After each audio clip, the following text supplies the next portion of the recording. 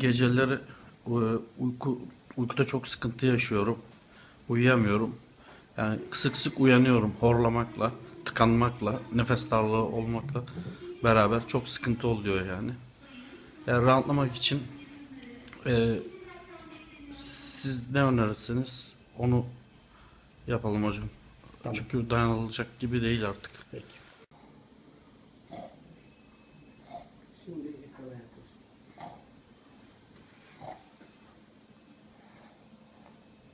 Horla, güçlü horla, uzun. Horla. Evet, uzun.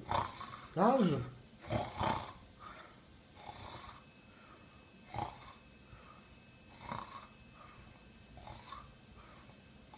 Daha güçlü.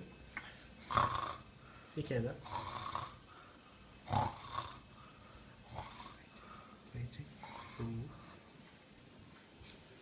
Evet. Tamam. Dur.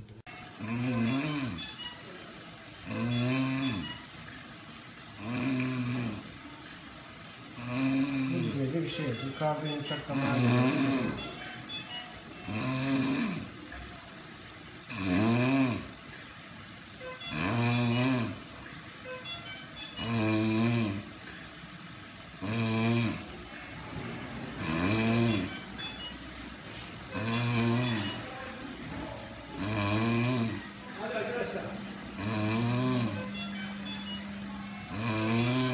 Evet, yumuşaklamakta.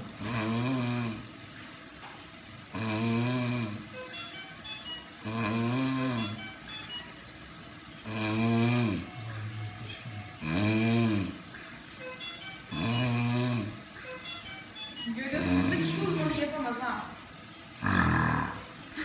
Bir çeşit. Daha ne yapayım? Efekti.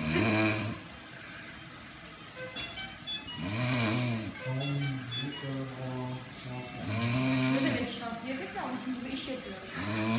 Al. Sen bir hiç tanımamışsın. Tamam, dur.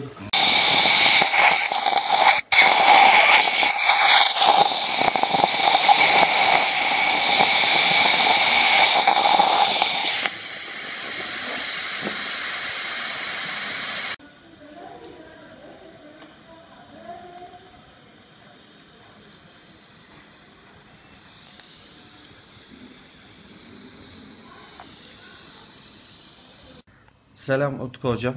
Daha önce burada Ekol Hastanesi'nde çok sıkıntılı bir durumda gelmiştim. Ameliyat demiştiniz, ameliyat oldum.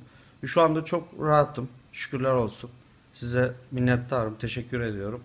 Daha önce bayağı bir sıkıntı yaşadım ama şu anda uyurken rahat bir şekilde nefes alıp verebiliyorum. Yani iyileşme durumunda artık yavaş yavaş gidiyor yani. İyileştim sayılır diyebilirim. Şu anda rahatım. Size çok teşekkür ediyorum. Sağ olun, var olun.